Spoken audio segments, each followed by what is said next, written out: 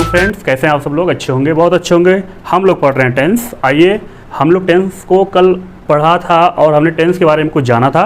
Tense की शुरुआत overall कल हो चुकी थी और हम प्रेजेंट इंडेफिनिट टेंस में थोड़ा बहुत कुछ ना कुछ पढ़ लिए थे, ठीक है ना। तो प्रेजेंट इंडेफिनिट में हमने अफर्मेटिव देखा था, नेगेटिव देखा था, दो प्रकार के वाक्य हमने देखे थे। और मुझे जहाँ तक पूरा विश्वास है कि आप लोगों को, सभी लोगों को तो नहीं लेकिन ज़्यादातर लोगों को जो ध्यान से एक बार दो बार पढ़े होंगे उनको अच्छे समझ में आया होगा। फिलहाल हम एक बार प्रयास करेंगे, फिर से रिवाइज करेंगे अफर्मेटिव और नेगेटिव सेंटेंसेस को, ताकि आपका जो डाउट है वो दूर हो जाए, ठीक है ना।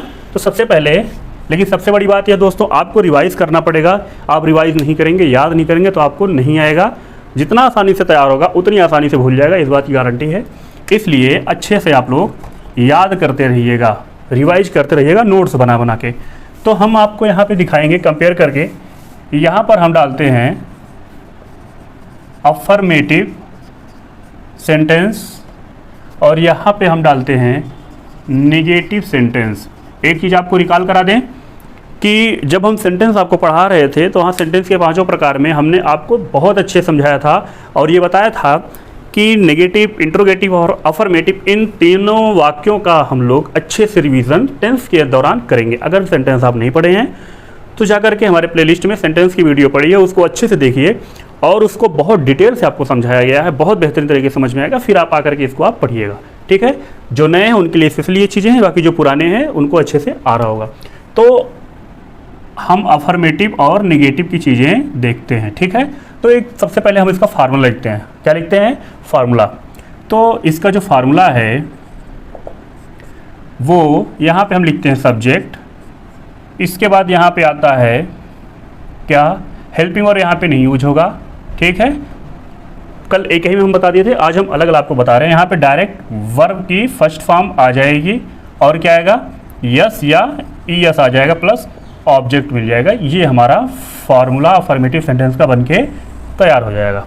अगर हम नेगेटिव की बात करें, नेगेटिव सेंटेंस की, तो यहाँ पे नेगेटिव सेंटेंस है, आपको बताया था हमने कि अफर्मेटिव में हेल्पिंग वर्ब का प्रयोग नहीं होता है। हेल्पिंग वर्ब कौन से हैं? प्रेजेंट इंडेफिनिट के डू और डज हैं। लेकिन नेगेटिव और इंट्रोगेटिव में हम वो नेगेटिव क्या बोलते हैं, हेल्पिंग वर्ब का प्रयोग जरूर करेंगे। तो यहाँ इसका फार्मूला क्या बनता है?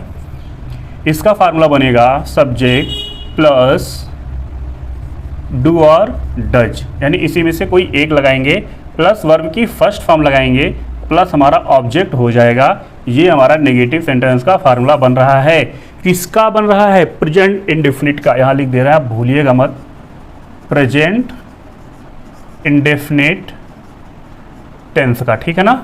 ये प्रेजेंट इंडेफिनिट टेंस की बात हो रही है। ये फार्मूला हमारा अफर्मेटिव का हो गया, ये फार्मूला हमारा नेगेटिव का हो गया। समझ में आ रहा है ना? चलिए आपको फिर मैं बता दूं, नेगेटिव में डू डज का प्रयोग करते हैं, इंट्रोगेटिव में करते हैं, लेकिन अफर्मेटिव में नहीं करते हैं। यहाँ पे वर्ब के साथ यस या यस लगाते हैं, लेकिन यहाँ पर वर्ब के साथ यस या यस नहीं मिलेगा। हमने आपको ट्रिक बताया था, जहाँ पे यस या यस आता है वहाँ पे डू डज नहीं आता है, जहाँ पे डू डज आता है वहाँ पे वर्ब में यस या यस नहीं आता है, ठीक है। चलिए एग्जाम्पल लेते हैं। जैसे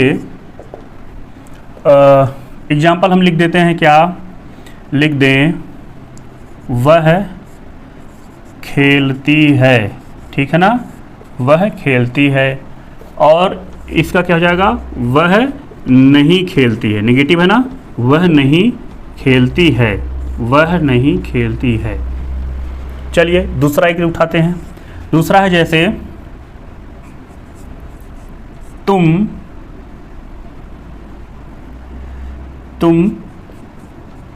जाते हो। इसका क्या कर देंगे? इसका नेगेटिव हो जाएगा तुम नहीं जाते हो, तुम नहीं जाते हो, ठीक है। अब देखिए, वह खेलती है, एकदम फार्मूले पर इसको रखते हुए चले जाना है। चलिए, वह सब्जेक्ट हमारा है, सबसे पहले सब्जेक्ट हम लिखेंगे। इसके बाद क्या? वर्ब है, खेलना। खेलना, खेलने की अंग्रेजी क्या होती है? सॉरी, सब्जेक्ट हमारा क्या है? वह की अंग्रेजी क्या होती है? चूंकि ये फीमेल की बात हो रही है तो यहाँ पे हो जाएगा सी। क्या हो जाएगा? सी। और वर्ब है, वर्ब का फर्स्ट फॉर्म खेलना, खेलने को होता है प्ले, लेकिन यहाँ पे सी के साथ हमने बोला था ना, ही सी इट के साथ वर्ब की फर्स्ट फॉर्म में ऐसे यस लगता है। कल की वीडियो में देख लीजिएगा, रिवाइज कर लीजिएगा। तो यहाँ पे हो जाएगा ऐसे ही, सी प्लेस। क्लियर है? समझ में आ रहा है? चलिए नेक्स्ट देखिए, तुम जाते हो, ठीक है। सब्जेक्ट हमारा क्या है? तुम का अंग्रेजी हो जाएगी यू, जाते हो, तो इसका क्या हो जाएगा वर्ब की फर्स्ट फॉर्म बताइए। जाना, जाना का क्या होता है गो। तो यहाँ पे यस या यस लगेगा कि नहीं लगेगा बताइए। हमने बताया था ना he she it singular number subject के साथ, third person singular number subject के साथ क्या लगता है, यस यस लगता है। लेकिन आई वी यू दे के साथ प्लूरल नंबर सब्जेक्ट के साथ क्या लगता है, यस यस नहीं लगता है। तो यहाँ पे यस यस नहीं लगेगा। क्लियर है। चलिए यहाँ पे देखिए, अब हम निगेटिव की तरफ आते हैं। वह नहीं खेलती है, ठीक है, तो ही का हो जाएगा सी, सब्जेक्ट हमारा ही का हो जाएगा सी। अब डू और डज लगाना है तो क्या लगाएंगे बताइए। सी है, सी के साथ क्या लगेगा, डू या डज लगेगा बताइए फटाफट। हमने बोला था ना, याद होगा आपको, अच्छे से एक एक चीज़ याद कर लीजिएगा। ही सी इट तथा सिंगुलर नंबर या third person singular number subject के साथ हम डज का प्रयोग करते हैं, लेकिन आई वी यू दे और प्लूरल नंबर शब्द के साथ डू का प्रयोग कर सकते हैं। यहाँ पे सी आया, सी के साथ क्या लग जाएगा डज। इसके बाद यहाँ पे हम नॉट नहीं लिखे हैं, यहाँ पे नॉट लिख लीजिएगा, इसके साथ नॉट लगेगा, फिर आएगी वर्ब की फर्स्ट फॉर्म, फिर आएगा ऑब्जेक्ट। चलिए अब कंप्लीट हो गया, ये हो जाएगा सी डज नॉट प्ले। अब देखिए यहाँ पे ऐसा यस नहीं लगाएंगे, समझ में आ रहा है ना, यहाँ पे ऐसा यस नहीं लगाएंगे। उसी प्रकार से क्या हो जाएगा यू, अब देखिए यू है, यू के साथ क्या आएगा डू आएगा। यू डू नॉट वर्ब हमारा सॉरी जाना, जाना का क्या हो जाएगा गो हो जाएगा। यू डू नॉट गो यानी कि तुम नहीं जाते हो। समझ में आ गया, क्लियर है ना। चलिए मुझे जहाँ तक लग रहा है कि अफर्मेटिव और नेगेटिव आपको अच्छे समझ में आ गया होगा। अब हम बात करते हैं इंट्रोगेटिव की बात करेंगे। तो इंट्रोगेटिव बहुत ध्यान समझिएगा, बहुत बेहतरीन टॉपिक है। इंट्रोगेटिव अच्छा सेंटेंस है, लेकिन इसमें दो चीज़ें होती हैं। अब थोड़ा सा यहाँ पे हम डिटेल तो नहीं बता पाएंगे, क्योंकि सेंटेंस हम पढ़ाए थे तो वहाँ पे एक एक सेंटेंस को, काइंड्स ऑफ सेंटेंस को डिफाइन बहुत अच्छे से किए हैं। जाके आप देख लीजिएगा वीडियो, वहाँ क्लियर हो जाएगा। हाँ, यहाँ पे थोड़ा सा हम आपको हिंट जरूर दे देंगे, अगर आप पढ़े होंगे तो चीज़ें अच्छे से क्लियर हो जाएंगी, ठीक है ना। चलिए हम बात करते हैं इंट्रोगेटिव की। किसकी बात करेंगे, बात करेंगे इंट्रोगेटिव की।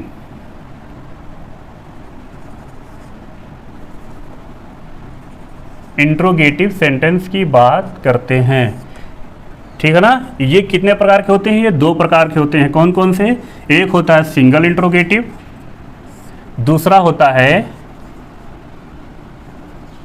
डबल इंट्रोगेटिव, ठीक है ना। दूसरा क्या होता है डबल इंट्रोगेटिव।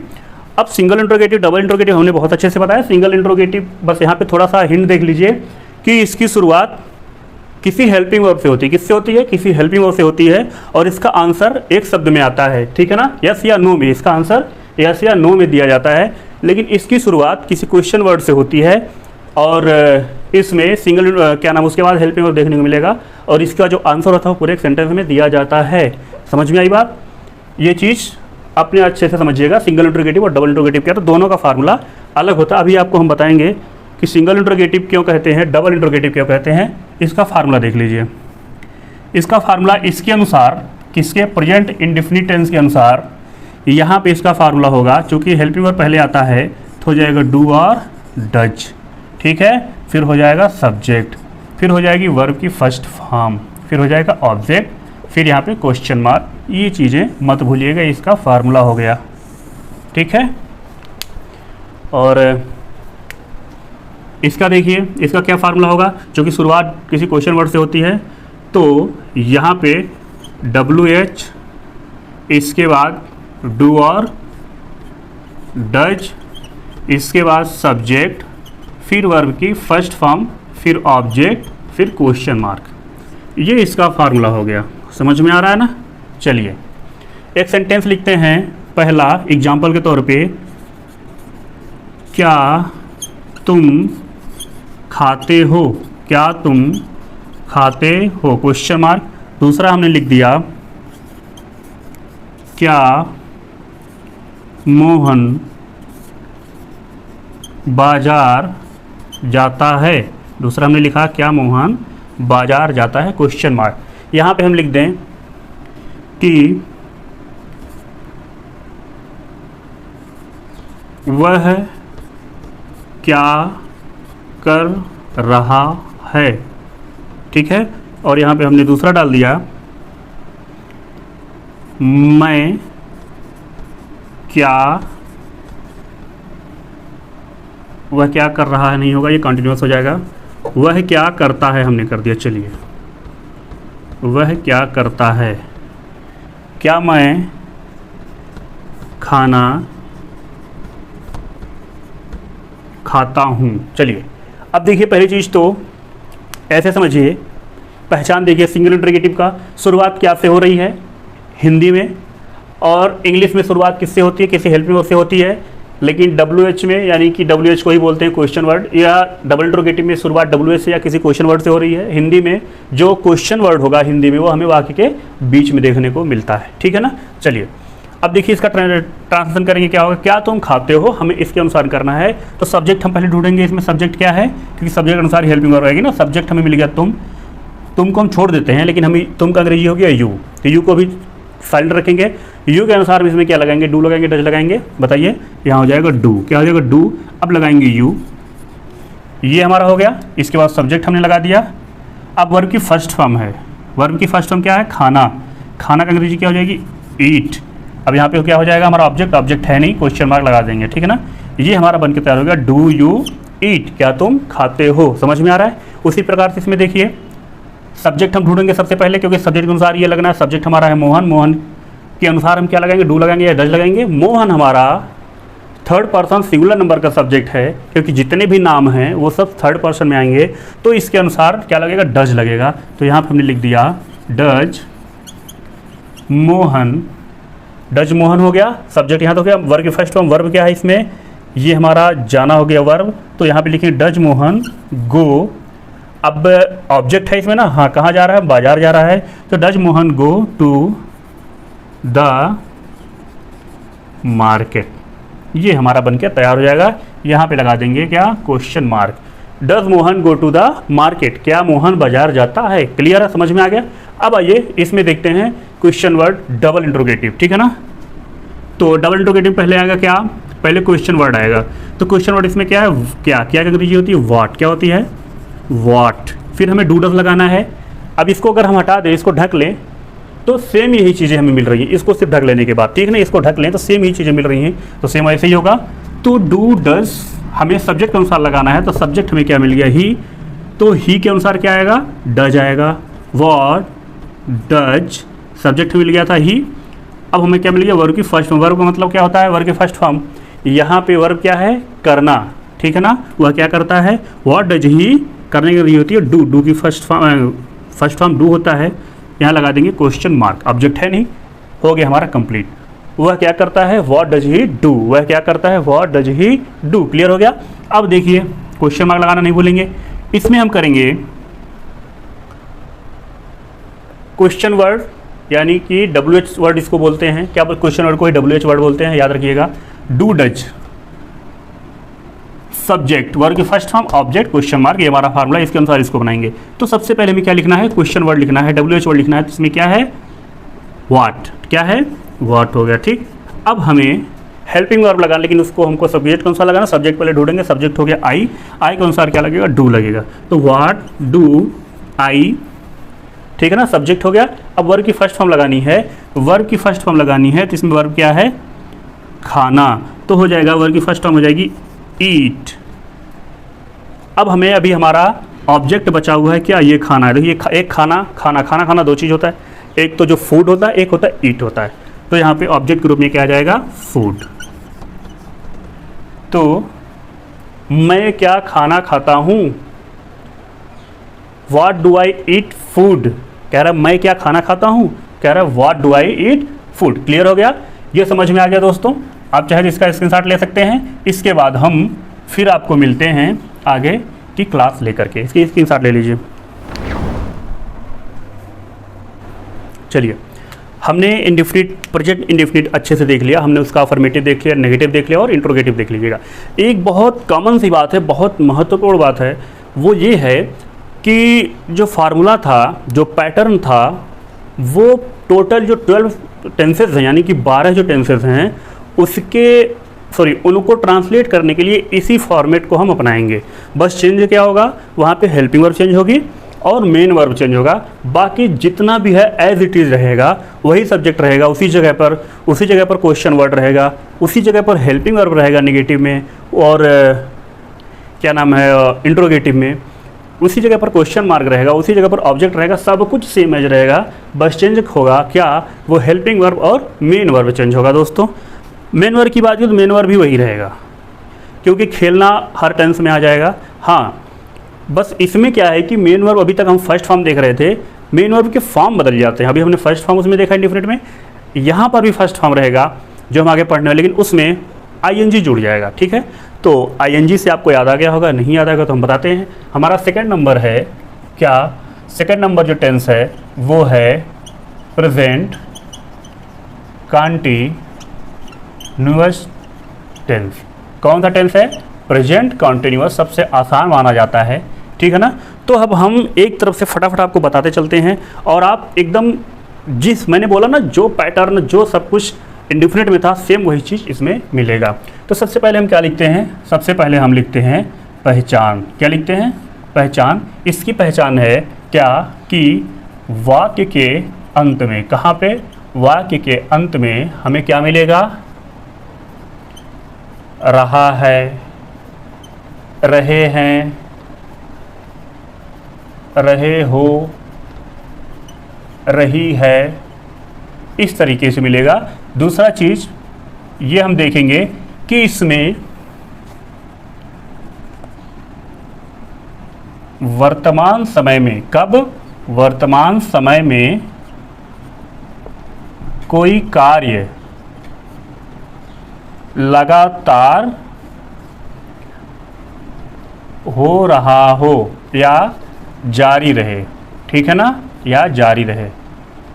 कॉन्टिन्यूअस मतलब होता है कोई काम लगातार जारी रहे। ठीक है ना, जारी रहना, जो चीज़ें कंटिन्यूसली मतलब होता है लगातार, कंटिन्यूस मीन्स होता है लगातार, यानी कि कोई भी काम वर्तमान समय में, देखिए प्रेजेंट है ना, प्रेजेंट मतलब वर्तमान समय में, कॉन्टिन्यूस मतलब जारी रहे, अर्थात कोई काम, चाहे हंसना, बोलना, खेलना, कूदना, गाना, रोना, पढ़ना, पढ़ाना, कुछ भी, कोई भी काम ए टू जेड, वो अगर जारी रह रहा है, जैसे वो खेल रहा है, कूद रहा है, गा रहा है, नाच रहा है, ये सारा जो है, इस तरीके का सारा सेंटेंस किस में आएगा, प्रेजेंट कॉन्टिन्यूअस टेंस में आएगा। क्लियर हो गया, हमने पहचान देख ली। अब हम इसमें देखते हैं क्या, हम इसमें देखते हैं हेल्पिंग वर्ब। ठीक है ना, हेल्पिंग वर्ब हमें कौन सा मिलेगा, इसमें हेल्पिंग वर्ब आएगा इज, एम और आर आता है। कौन कौन सा आता है हेल्पिंग वर्ब, इज, एम और आर आता है। और यहाँ पर हम जो मेन वर्ब देखेंगे, यानी कि मेन वर्ब हमारी किस रूप में आएगी दोस्तों, तो मेन वर्ब जो है वर्ब की first form plus ING form में आएगी। किस में आएगी, आईएनजी फॉर्म में आएगी। ये हमारी वर्ब की फॉर्म है।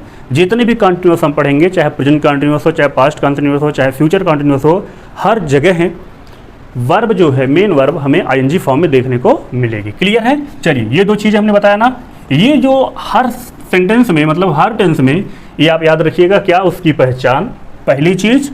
दूसरी चीज़ उसमें हेल्पिंग वर्ब कौन सी आती है, तीसरी चीज़ उसमें मेन वर्ब की कौन सी फॉर्म आती है, फर्स्ट फॉर्म आएगी, सेकंड फॉर्म आएगी, आईएनजी फॉर्म आएगी, ठीक है ना, या थर्ड फॉर्म आएगी। इस तरीके से आपको ये चीज़ें, तीनों चीज़ याद रखनी है। जिस दिन ये तीनों चीज़ें आपको याद आ गई, ट्रांसलेशन में बिल्कुल भी प्रॉब्लम नहीं होगी। चलिए अब यहाँ पे हम इसका देखते हैं फार्मूला। फार्मूला सबसे पहले हम देखेंगे कि इसका अफर्मेटिव का देखेंगे, किसका देखेंगे, अफर्मेटिव का। ठीक है ना, एकदम फार्मूला इसका क्या बनता है। अब देखिए एक चीज़ यहाँ पे थोड़ी सी बदल के मिलेगी, क्या कि is, am, are, is, am, are, ये आपको यानी कि हेल्पिंग वर्ब आपको अफर्मेटिव सेंटेंस में भी देखने को मिलता है। एक चीज़ यहाँ से समझ लीजिए, मैं बता दे रहा हूँ ऐसे ही, इज, एम, आर का प्रयोग, यानी कि आप कहेंगे सर किसके साथ इज का करें, किसके साथ एम का करें, किसके साथ आर का करें, तो आई के साथ एम का प्रयोग होता है। ये एम सिर्फ और सिर्फ आई के साथ होगा, इस बात का ध्यान रखिएगा। आई हमेशा किसके साथ, किसको लेकर के आएगा, एम को लेकर के आएगा। ठीक, इज और आर की बात करें तो इज जो है, इज मीन्स भी होता है, यानी कि ये सिंगुलर नंबर सब्जेक्ट के साथ, जैसे ही, सी, इट और third person singular number subject के साथ इज का प्रयोग होगा। किसके साथ, ही, सी, इट और थर्ड पर्सन सिंगुलर नंबर के साथ इज का प्रयोग होगा। इसको आप लिख लीजिएगा। आर का प्रयोग कहाँ होगा, आर का प्रयोग होता है वी, यू, दे और third person plural number subject के साथ। किसके साथ होगा, वी, यू, दे और third person plural number subject के साथ आर का प्रयोग होगा। बाकी एम अपने आप में कहता है कि मैं सिर्फ आई के साथ रहूँगा और मैं आई के साथ खुश हूँ, मुझे और किसी की आवश्यकता नहीं है। क्लियर हो गया? चलिए अब यहाँ पे हम देखते हैं, एग्जाम्पल लेते हैं अफर्मेटिव का, लेकिन उसके पहले फार्मूला क्या बनता है? सब्जेक्ट होगा, ठीक, इज, एम, आर होगा, वर्ब की फर्स्ट फॉर्म के साथ क्या लगेगा? आईएनजी, फिर हमें क्या मिल जाएगा? ऑब्जेक्ट मिल जाएगा। ये तीनों चीज़ें हमें, सॉरी ये फार्मूला हमारा अफर्मेटिव का तैयार हो गया। नेगेटिव में बहुत कुछ नहीं करना है, चलिए लगे हाथ नेगेटिव का भी देख लीजिए, यहीं पे आपको समझने में आसानी और हमको समझाने में थोड़ा सा जल्दी होगा। देखिए कुछ नहीं करना है, बस हेल्पिंग वर्ब के बाद नॉट लगा देना है, ठीक है ना? क्या लगा देना है? हेल्पिंग वर्ब के बाद नॉट लगा देना। जैसे हो जाएगा सब्जेक्ट इज, एम, आर, इसके बाद हम नॉट लगा देंगे, ठीक है ना? नॉट या नेवर का प्रयोग करेंगे, फिर यहाँ पे वर्ब की first form plus ING plus object कर देंगे। ये हमारा हो जाएगा नेगेटिव का फार्मूला। समझ में आ गया? इसको नोट डाउन करते चलिएगा। अब हम यहाँ पे एग्जाम्पल लेते हैं। क्या लेंगे? एग्जाम्पल लेंगे, जैसे सोहन दौड़ रहा है। इसका क्या हो जाएगा बताइए? सोहन दौड़ रहा है, तो ये अफर्मेटिव है कि नेगेटिव है? इसमें कोई नेगेटिव वर्ड देखने को नहीं मिल रहा है ना, तो इसलिए यहाँ पे हम अफर्मेटिव का फार्मूला प्रयोग करेंगे। अफर्मेटिव पहले सब्जेक्ट, सब्जेक्ट हमारा है सोहन, अब लगाएंगे helping verb. Is, am, are में से हमने बोला था कि ही, सी, इट तथा third person singular number subject के साथ क्या लगेगा?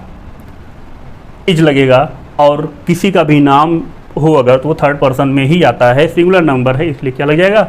इज लग जाएगा। हो जाएगा सोहन इज, ये तो कंप्लीट हो गया। अब वर्ब की फर्स्ट फॉर्म प्लस आईएनजी है, तो वर्ब हमारा क्या है? दौड़ना। दौड़ना मीन्स होता है रन, और यहाँ पे आईएनजी लग जाएगा, हो जाएगा रनिंग, ठीक है ना? Sohan is running. अब यहाँ पे हम निगेटिव की बात करें अगर, तो निगेटिव में जैसे लिख दिया मैंने, क्या इसका बना दिया? सोहन नहीं दौड़ रहा है। क्या बना दिया? सोहन नहीं दौड़ रहा है, ठीक है? तो इसका हम क्या बनाएंगे? देखिए अब ये नेगेटिव है ना, क्यों? क्योंकि यहाँ पे नकारात्मक शब्द देखने को मिल गया, तो नेगेटिव वाला फार्मूला कौन सा है? ये वाला है। तो यहाँ पे हम क्या लिखेंगे? सब्जेक्ट लिखेंगे। सब्जेक्ट हमारा क्या? सोहन। सोहन को हमने सोहन ऐसे लिख लिया। अब इज, एम, आर लगाना है, तो ठीक है, सोहन के साथ क्या लगा था? इज लगा था ना, तो यहाँ पे भी इज लगा देंगे। सोहन इज, इसके बाद हमारा हेल्पिंग वर्ब वाला कॉन्सेप्ट खत्म हो गया। फिर क्या आ रहा है? नॉट। नॉट लगा देंगे यहाँ पे। इसके बाद वर्ब की फर्स्ट फॉर्म, तो वह दौड़ना है, दौड़ना हो जाएगा रन, आईएनजी लगा देंगे, हो जाएगा running. Sohan is not running. Clear हो गया? समझ में आ रहा है? चलिए दूसरा उदाहरण देखते हैं। जैसे तुम गेंद से खेलते हो। तुम गेंद से खेलते हो, ये हो गया। और हमने यहाँ पे लगा दिया, नेगेटिव बना दिया इसका, क्या? कि तुम गेंद से नहीं खेलते हो। तुम गेंद से नहीं खेलते हो। तुम गेंद से नहीं खेलते हो, ठीक है? चलिए अब इसका जो है हम ट्रांसलेशन देखते हैं। ट्रांसलेट करके क्या हो जाएगा? यू। कैसे होगा यू? सब्जेक्ट हमारा ये अफर्मेटिव है ना, तुम गेंद से खेलते हो। नेगेटिव कोई मिल रहा नहीं मिल रहा है, अफर्मेटिव है। अफर्मेटिव में हम क्या लगा देंगे? सबसे पहले सब्जेक्ट, फिर यू के साथ क्या लगता है? आर लगेगा, यू आर। फिर वर्ब की फर्स्ट फॉर्म प्ले, और उसमें आईएनजी हो जाएगा प्लेइंग। यू आर प्लेइंग, किससे खेल रहे हो? से, यानी कि फ्रॉम द बॉल, ठीक है ना? समझ में आएगा? You are playing from the, या विद द बॉल लगा देंगे, फ्रॉम द बॉल लगा देंगे, ठीक है? You are playing with the ball, गेंद के साथ खेल रहे हो ना, ये विस रहेगा, यहाँ फ्रॉम नहीं रहेगा। You are playing with the ball. Clear हुआ? चलिए, तुम गेंद से नहीं खेलते हो, यू आर, यू के साथ आर लगेगा। अब आर के बाद नेगेटिव है, नेगेटिव है ना, क्या लग जाएगा फार्मूला में? देखिए नॉट, तो नॉट लगा दिए। You are not playing, you are not playing with the ball. समझ में आ रहा है ना? हाँ, तो हमें लग रहा है कि अब आपको अफर्मेटिव नेगेटिव समझ में आ गया होगा। इसका चाहे स्क्रीनशॉट ले लीजिए, फिर हम आपको इसका इंट्रोगेटिव बताते हैं। ओके, चलिए, आपको कंटिन्यूअस का अफर्मेटिव और नेगेटिव समझ में आ गया होगा। अब आइए आते हैं इंट्रोगेटिव पे, ठीक है? तो इंट्रोगेटिव वही मैंने बोला बार बार, सेम कॉन्सेप्ट रहेगा, सेम फार्मूला रहेगा, बस उसका हेल्पिंग वर्ब और मेन वर्ब का फॉर्म, यही दो चीज़ चेंज होते हैं और यही दोनों चीज़ याद करने वाली होती है ना। बाकी सेम एज इट इज़ रहेगा, फॉर्मेट वही रहेगा फार्मूले का, उसमें बिल्कुल बदलाव नहीं होगा। तो मैं डायरेक्ट फार्मूला लिख देता हूँ क्योंकि इसके पहले भी हमने आपको समझाया है। फार्मूले समझने का प्रयास करिएगा, अगर ना समझ में आएगा तो कमेंट करके बताइएगा, हम फिर उसी को और डिटेल में बता देंगे। चलिए सिंगल इंट्रोगेटिव का फार्मूला हम सीधे डायरेक्ट देखते हैं क्या हमारा आएगा। हेल्पिंग वर्ब पहले आती है ना, तो हेल्पिंग वर्ब यहाँ पे क्या है, इज, एम, आर, फिर सब्जेक्ट, फिर वर्ब की फर्स्ट फॉर्म, फिर आईएनजी, फिर हमें क्या मिलेगा, क्वेश्चन मार्क या ऑब्जेक्ट कह सकते हैं, फिर क्वेश्चन मार्क मिलेगा। ये हमारा इसका फार्मूला हो गया।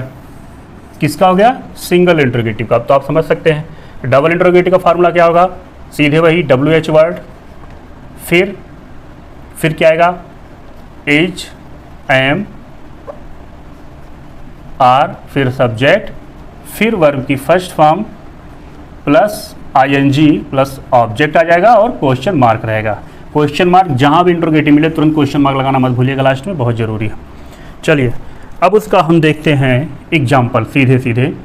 तो एग्जाम्पल में क्या मिला, जैसे रवि,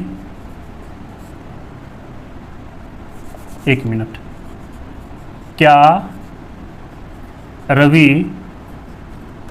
पढ़ रहा है, ठीक है। दूसरा हम ले लेते हैं, क्या तुम गा रहे हो, क्या तुम गा रहे हो।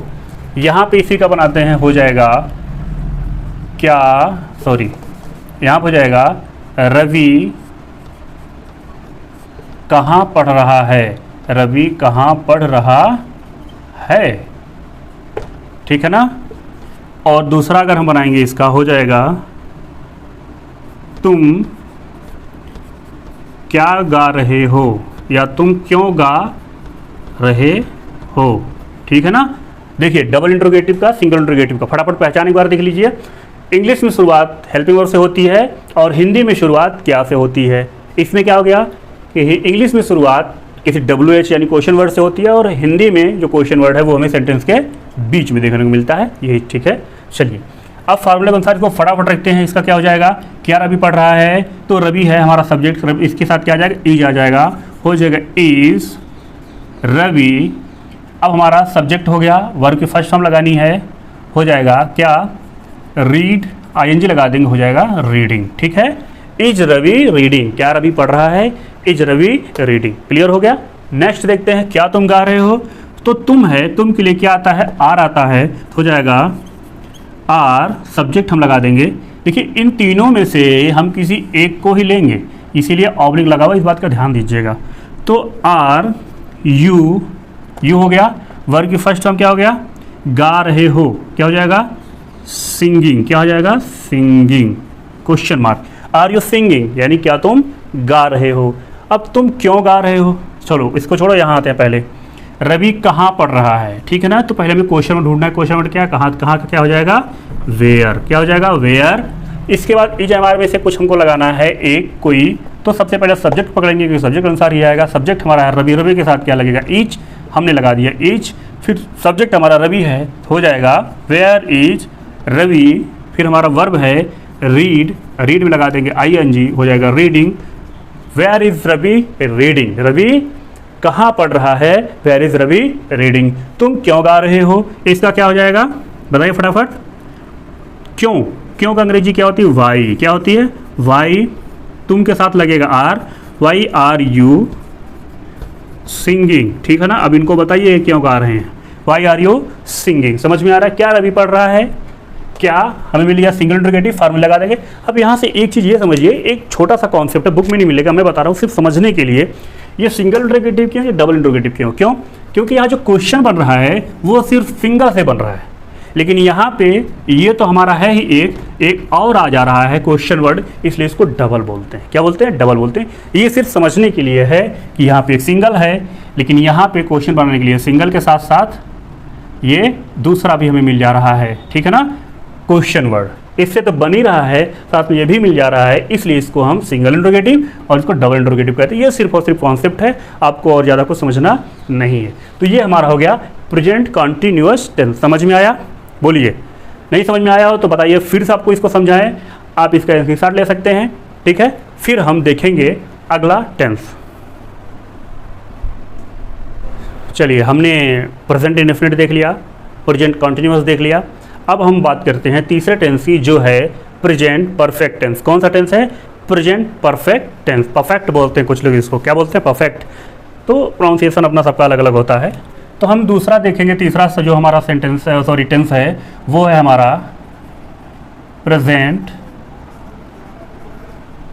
Perfect tense. क्या है? Present perfect tense. अब इसकी सबसे पहले ये समझनी पहचान होती क्या है, यानी कि प्रेजेंट परफेक्ट टेंस। प्रेजेंट मतलब वर्तमान में, परफेक्ट मतलब कि कोई चीज़ एकदम एग्जैक्ट हो, क्लियर हो, परफेक्ट हो, उसमें कोई सोचने वाली बात न हो। लेकिन यहाँ पे इसका अर्थ लिया गया है कोई चीज़ समाप्त हो चुकी हो, परफेक्टली ख़त्म हो चुकी हो। टेंस मतलब काल, आप जान ही रहे हैं। तो इसका एक चीज़ निकल कर आ रही क्या, कि वर्तमान में कोई समय, सॉरी वर्तमान में कोई काम, एक मतलब कोई भी काम A to Z वो क्या होता है? फिनिश हो चुका हो, कोई भी काम खत्म हो चुका होता है, ठीक है ना। यानी कि वर्तमान में कोई काम फिनिश हो चुका होता है। अभी हमने उसमें देखा कोई काम हो रहा होता है, मतलब आदत हमने देखा था इंडेफिनिट में, क्या था वो? हैबिट थी, आदत, यानी जाता है, खाता है, रोता है, हंसता है। उसके बाद में कंटिन्यूअस देखा कि कोई काम चल रहा है, ठीक है ना। अब कोई काम चल रहा है तो कोई काम खत्म तो होगा ना, यानी जब काम खत्म हो जाता है, कोई काम फिनिश हो जाता है, तो वहाँ पर आता है प्रेजेंट परफेक्ट टेंस। प्रेजेंट यानी कि वर्तमान में, याद रखिएगा, यही हमें पास्ट में मिलेगा। तो वो बीते हुए समय कोई काम खत्म हो जाता है तो उसको पास्ट परफेक्ट बोलते हैं।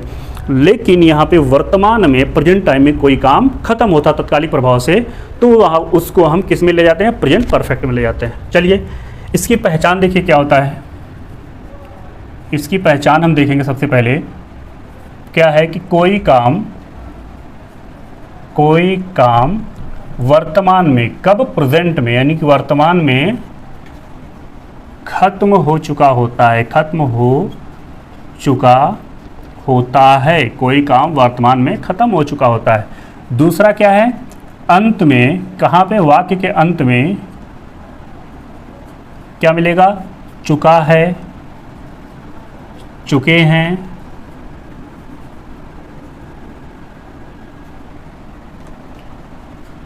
चुके हो, और क्या मिलेगा?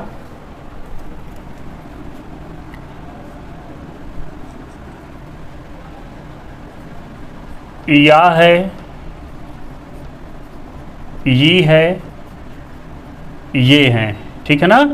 ये देखने को मिलेगा, कहाँ पे मिलेगा? वाक्य के अंत में। क्या मिलेगा देखने को?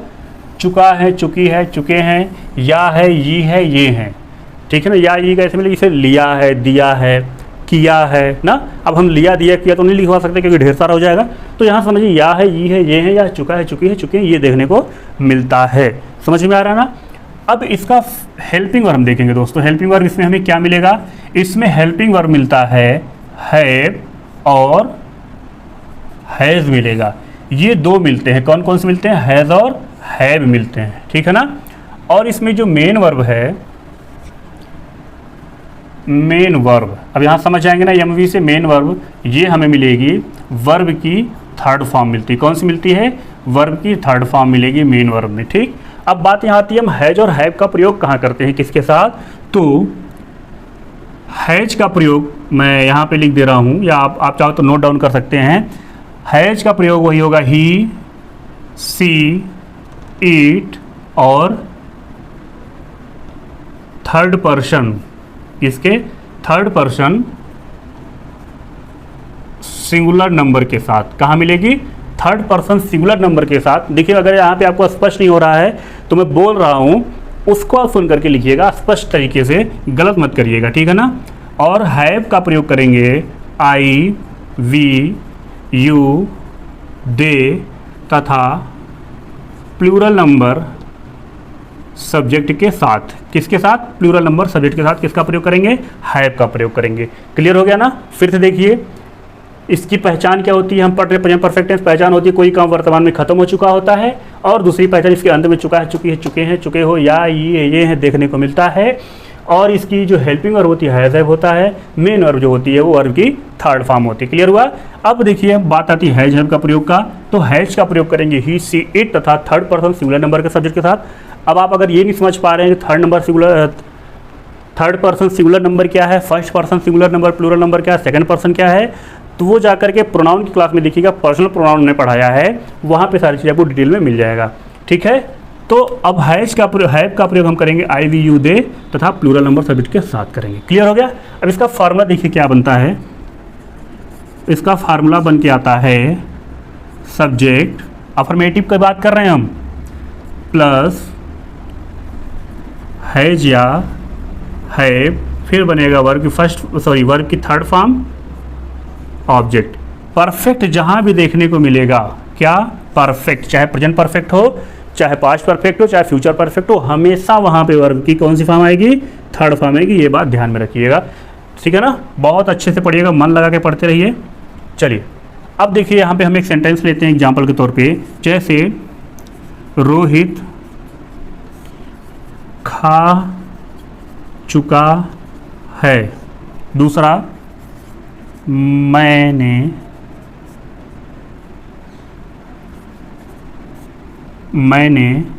पढ़ लिया है। ठीक है ना, ये है मैंने पढ़ लिया है। अब यहाँ पे नेगेटिव का देख लीजिए, नेगेटिव का फार्मूला क्या बनेगा, सेम वही चीज़ है, फॉर्मेट मैंने बताया था आपको, क्या, सब्जेक्ट प्लस हैज या हैव प्लस नॉट लग जाएगा, नॉट या नेवर लग जाएगा यहाँ पे, फिर वर्ब की थर्ड फॉर्म, ठीक है, प्लस आईएनजी लग जाएगा। ठीक है ना, क्वेश्चन मार्क यहाँ पे नहीं लगेगा क्योंकि नेगेटिव है। अब रोहित खाना खा चुका है, इसी का नेगेटिव क्या हो जाएगा, रोहित खाना नहीं खा चुका है।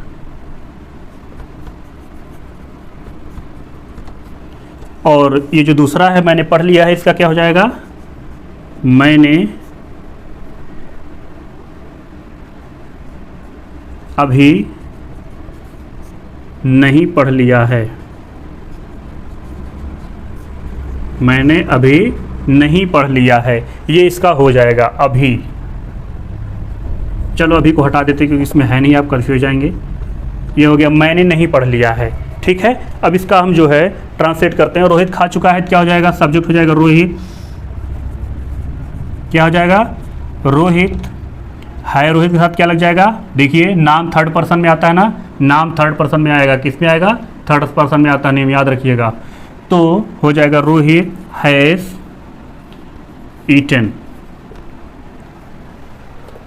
वर्ब की थर्ड फॉर्म, वर्ब है खाना, खाना का होता है ईट, ईट का थर्ड फॉर्म होता है ईट, इट, ईटन। तो हो जाएगा रोहित हैज़ ईटन, मैंने पढ़ लिया है, मैंने का आई के साथ हैव लगेगा, फार्मूले के अनुसार देखते जाइए, मिलाते जाइए। आई हैव, रीड का रीड ही होता है, पढ़ने का रीड होता है, रीड का रीड, रेड स्पेलिंग सेम रहती है, प्रोनाउंसिएशन अलग अलग होता है। I have read, third form लगेगा रीड का, रेड, रेड, रेड होता है, तो हो जाएगा आई हैव रीड। अब नेगेटिव में देखते हैं, रोहित खाना नहीं खा चुका है, इसका क्या हो जाएगा, मिलाते जाइए फटाफट। रोहित हैज़ नॉट ईटन, अब यहाँ पे खाना का ऑब्जेक्ट हो गया, तो हो जाएगा Rohit has not eaten the food, हो जाएगा। क्लियर हुआ। चलिए मैंने नहीं पढ़ लिया है, तो इसका क्या हो जाएगा, आई हैव नॉट रेड।